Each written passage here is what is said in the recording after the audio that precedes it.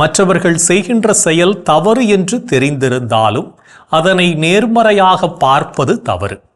அப்படி நேர்மறையாக பார்த்தோம் என்றால் அதற்கு நாம் துணை போகிறோம் என்று அர்த்தமாகிவிடும்.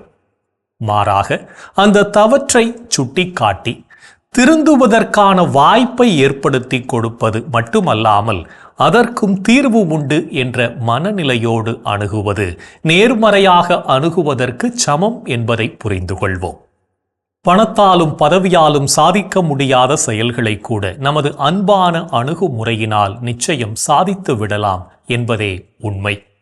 மென்மையான அணுகுமுறையினால் நம்மை மற்றவர்களுடைய மதிப்புக்குரியவர்களாக்கிவிட முடியும். அதற்காக நாம் எதையும் இழக்கப் போவதில்லை. அன்பும் கனிவும் நமக்குள்ளும் இருக்கிறது என்பதை உணர்ந்து கொண்டு அவற்றில் நாமும் வாழ முயற்சி எடுப்போம்.